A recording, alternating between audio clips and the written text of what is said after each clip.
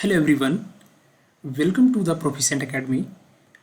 मेरा नाम है सतीश कुमार और आप देखने वाले हैं proof of frustum of cone. मैंने बहुत जगह चेक किया कि प्रॉपर तरीके से जो स्टूडेंट्स हैं उनको मटेरियल नहीं मिल पा रहा है, इसका जो प्रूफ है नहीं मिल पा रहा है, तो मैं इसको डेडिकेट किया है स्पेशली आपके लिए। तो जो फ्रस्टम ऑफ कोन का वॉल्यूम है, स्पेशली हम इस वीडियो में वॉल्यूम के बारे में डिस्कस करेंगे। ठीक है, अगर आपको TSA ये total surface area, curve surface area और लेटरल यानी इसी को हम लेटरल सरफेस एरिया भी कहते हैं, LSA। ठीक है, और स्लैंट हाइट अगर आपको पता करना है ना, अगर आपको स्लैंट हाइट पता करनी है तो इसका जो प्रूफ अगर आपको देखना है तो इससे पहले वाली वीडियो को जाकर आप चैनल पे चेक करेंगे, आपको बहुत अच्छी अच्छी वीडियोज़ मिलेंगी प्रूफ के ऊपर। ठीक है, और आप मुझे कमेंट करके बताएंगे कि ये आपको प्रूफ कैसा लगा पूरी वीडियो देखने के बाद। तो चलिए बिना टाइम को ज़्यादा वेस्ट किए हुए स्टार्ट करते हैं, टू द पॉइंट बात करेंगे, वीडियो ज़्यादा लंबी नहीं होगी।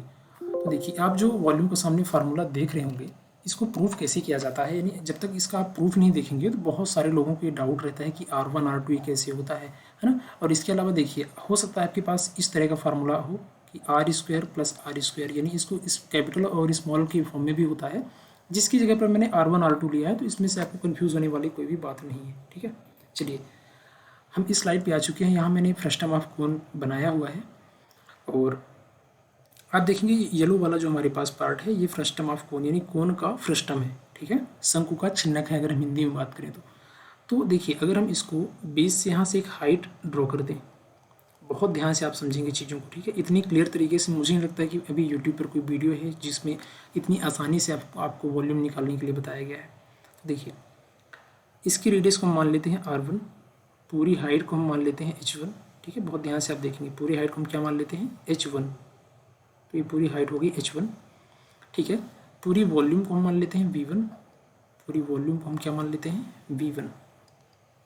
तो पूरी वॉल्यूम क्या हो जाएगी, यहाँ से V मान लेते हैं। चलिए, टोटल वॉल्यूम हमारे पास क्या हो जाएगी, V हो जाएगी।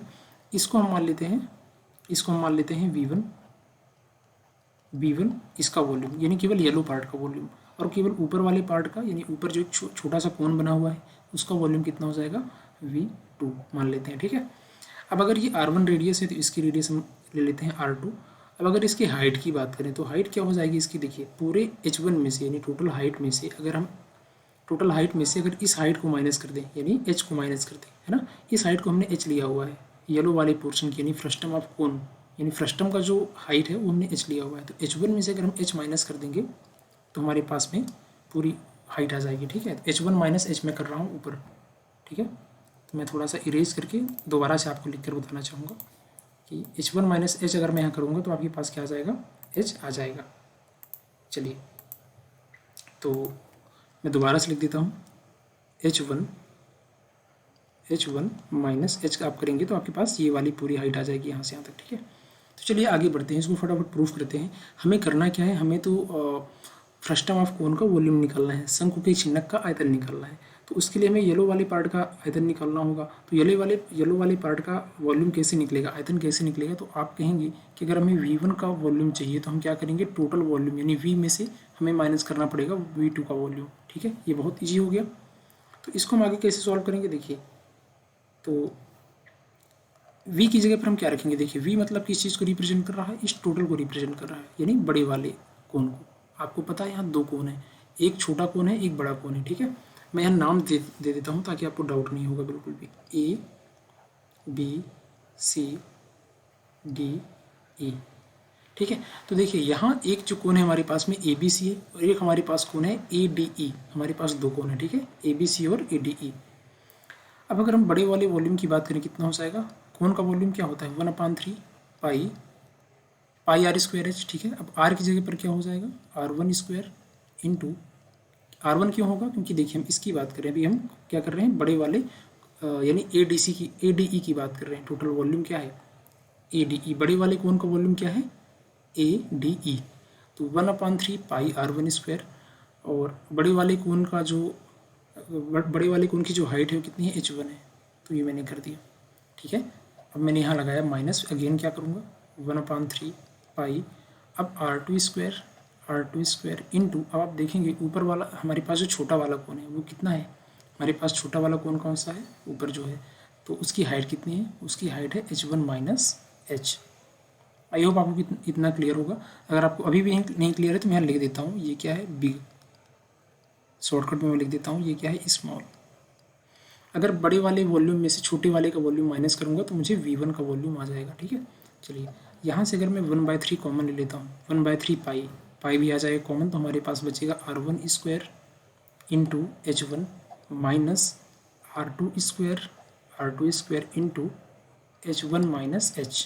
इसको मैं ब्रैकेट में कर लेता हूँ, चलिए इतना हमारे पास आ जाएगा।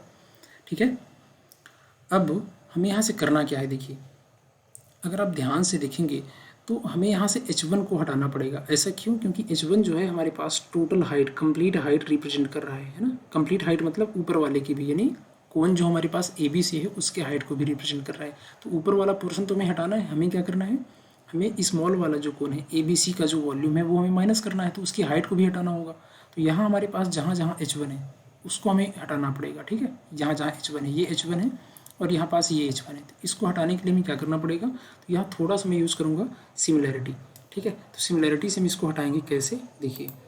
तो अगर आपने इससे पहले कभी सिमिलैरिटी पढ़ा होगा तो ज़रूर आपको समझ में आ जाएगा, अगर नहीं भी पढ़ा होगा तब भी मैं काफ़ी इसलिए आपको बताता हूँ। चलिए अगर हम बात करें कोण किस पे, मैं लिख देता हूँ कोण ए बी सी, कोण ए बी सी एंड कोण, हमारे पास दो कोण है, कोण ए डी ई।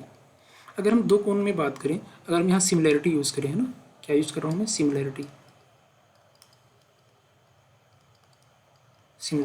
अगर मैं सिमिलैरिटी यूज़ करूँ तो क्या होगा, देखिए अगर यहाँ मैं इसको टेन थीटा के फॉर्म में लिखूँ, अब आपको पता है टेन थीटा क्या होता है, तो टेन थीटा होता है, मैं लिख देता हूँ टेन थीटा इक्वल्स टू क्या होता है, टेन थीटा होता है परपेंडिकुलर अपॉन बेस।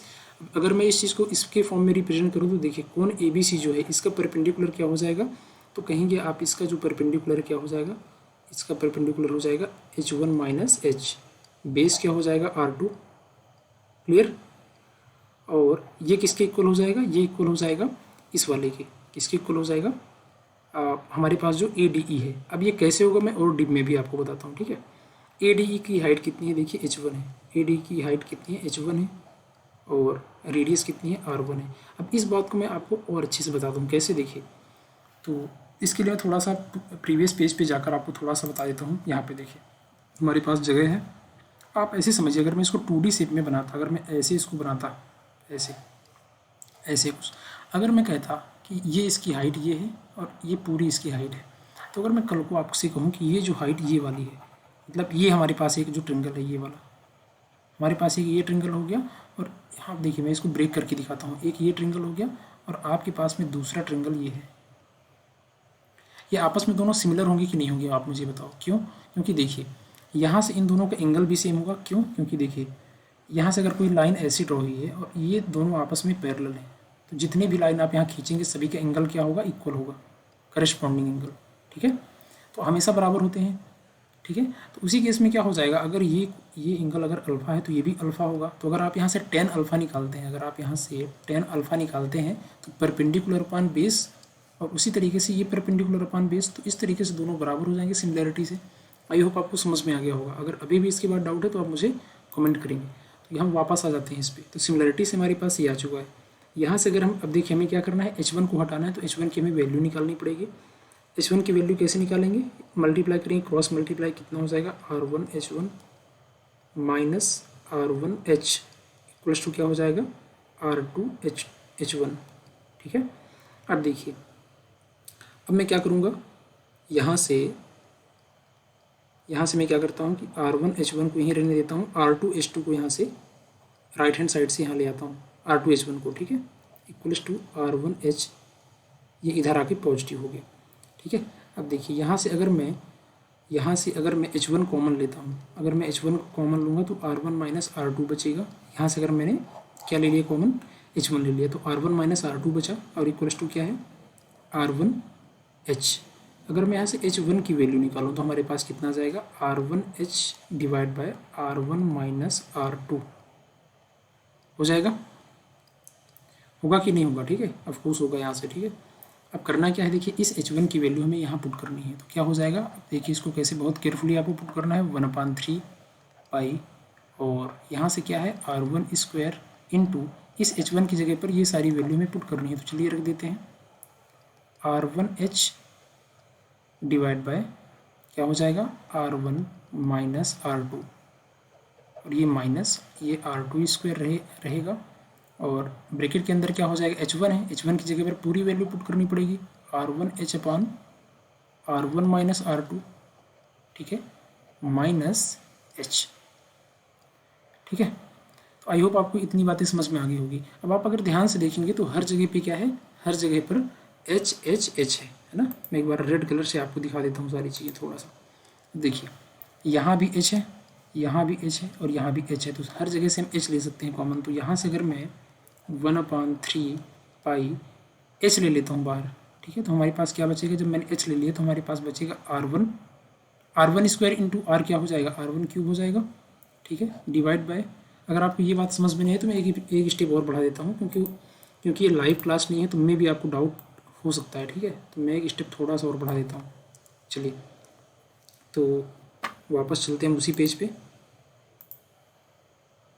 ओके, तो देखिए यहाँ से हम क्या करेंगे, अगर यहाँ से मैं r1 स्क्वायर, अगर मैंने h बाहर ले लिया तो हमारे पास क्या बचेगा, इंटू r बचेगा, r1 बचेगा, ठीक है, डिवाइड में क्या हो गया, r1 माइनस r2 हो गया, माइनस और यहाँ क्या हो जाएगा, देखिए r2 स्क्वायर। अब हमने क्या किया, h बाहर ले लिया, कॉमन ले लिया, तो हमारे पास क्या बचेगा, r1 माइनस 1, अब कोस ये बचेगा और इसके डिवाइड बाय में क्या है, r1 माइनस r2, ओके, ऐसा है कुछ, और ये लार्ज ब्रैकेट। अब अगर आप ध्यान से देखेंगे तो यहाँ पास इसके नीचे अगर मैं 1 रख के एलसीएम लूँ तो हमारे पास कुछ ना कुछ निकल कर आएगा, और ये इंपॉर्टेंट है यहाँ, ठीक है, 1/3 पाई, ये स्टेप काफ़ी इंपॉर्टेंट है जो अभी आप देखने वाले हैं। r1 स्क्वायर इंटू r1 कितना हो जाएगा, r1 का क्यूब हो जाएगा और divide by r1 minus r2 minus, अब देखिए यहाँ से r2 स्क्वायर तो बाहर है, ठीक है, ब्रैकेट के, अब अंदर क्या होगा, r1 है, ये कैसे है, देखिए यहाँ से मैं अगर r1 माइनस r2 दोनों में से एलसीएम लेता हूँ तो ये r1 हो जाएगा, माइनस क्या हो जाएगा, माइनस r1 और माइनस r2, ठीक है। तो क्यों ना हम एक ही स्टेप पे, ज़्यादा स्टेप नहीं बढ़ाते हैं, एक ही स्टेप पे हम क्या करते हैं कि ब्रैकेट को हटा देते हैं। तो जो हम ब्रैकेट को हटाएंगे ना तो जो r2 हमारे पास है क्या हो जाएगा, पॉजिटिव हो जाएगा। तो इस बात को मैं थोड़ा सा यहीं कर देता हूँ ताकि बार बार स्टेप ना हटानी पड़े, ठीक है, बढ़ाने ना पड़े स्टेप।